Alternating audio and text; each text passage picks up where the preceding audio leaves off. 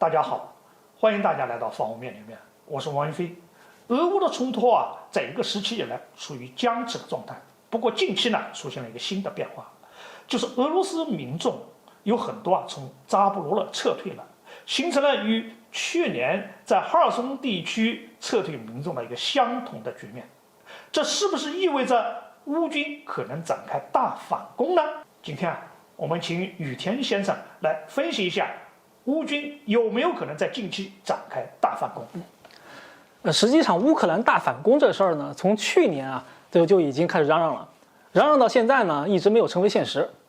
前一段时间呢，那个美国不是有个泄露情报嘛？对，那个泄露情报显示呢，乌克兰本来打算是在2月份就发动反攻的，可是呢，就是因为就是西方国家呢提供炮弹比较拉胯，然后呢各种坦克的这个支援呢也还没有到位，乌克兰呢就是把这个反攻给压后了。而不巧的是呢，今年春季乌克兰的雨水特别的多，它的翻江期到现在5月份了都还没有结束，预计可能会在半个月之内这个地面才能干透。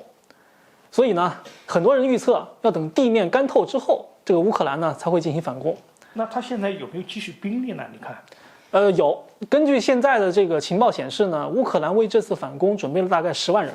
其中有一部分的旅呢还是在西方培训了半年多，就是用了西方的坦克装甲车。所以呢，这次反攻呢，俄罗斯也是相当的重视。根据各路军事观察家的分析就是这次反攻，乌克兰主要的目的就是扎波罗热，他们想从扎波罗热那个第聂伯河那地方给冲过去。现在扎波罗热这个地方呢，就是俄乌各控制一半，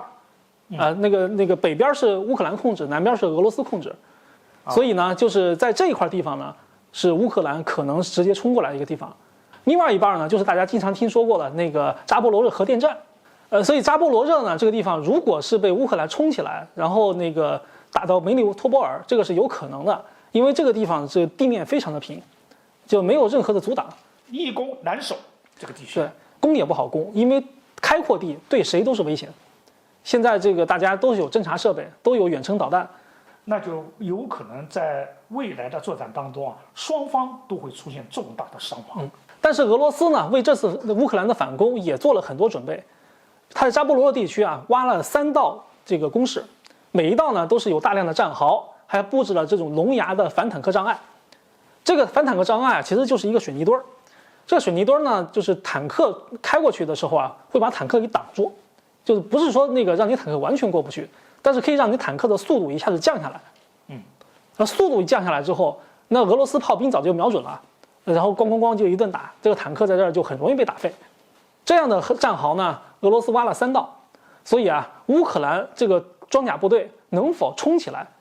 这个也是决定他这个反攻成败的一个重要的因素。不过呢，我认为目前这个双方力量对比呢，还是对俄罗斯有利的，因为乌克兰虽然准备了10万人，那俄罗斯在扎波罗热也准备了10万人。我们知道现在瓦格纳的这个老总天天抱怨俄罗斯国防部不给他炮弹，是俄罗斯的炮弹已经见底了吗？显然不是。为什么呢？那就是俄罗斯在为这次乌克兰反攻在积攒炮弹了。所以呢，俄罗斯现在火力占优，同时呢又以逸待劳。乌克兰在力量上是没有任何优势的，但是乌克兰有他自己的优势，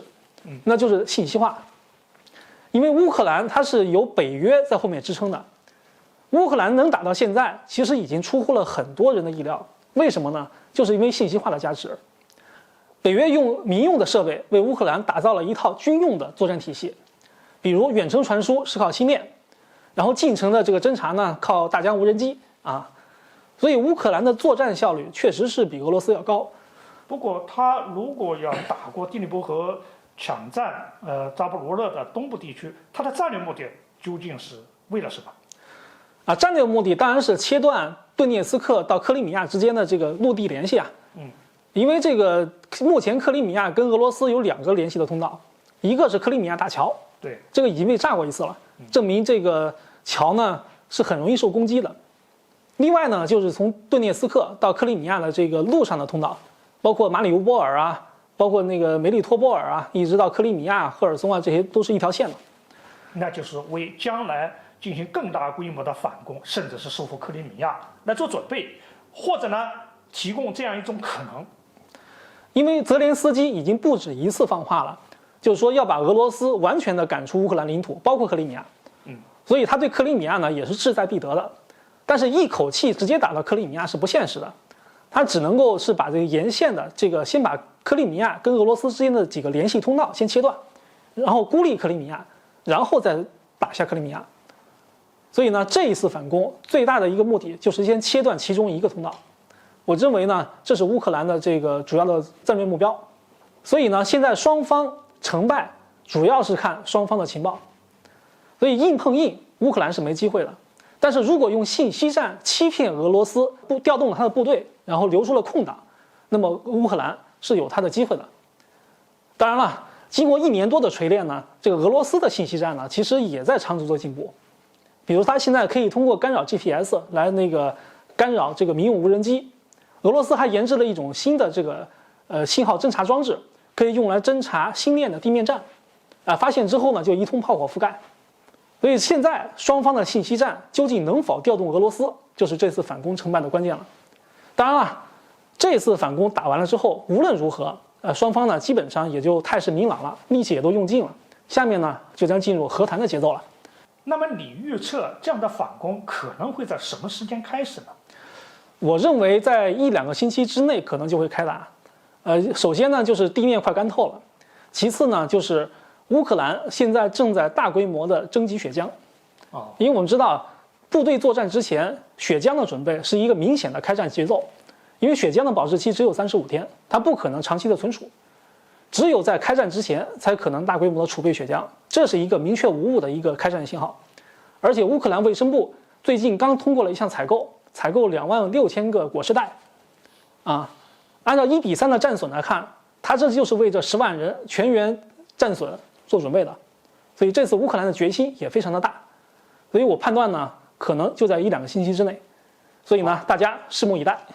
好，我们吃瓜观众来好好观察下一阶段究竟会向哪一个方向发展。这个话题就聊到这儿，欢迎大家继续关注方方面面面，下期我们再见。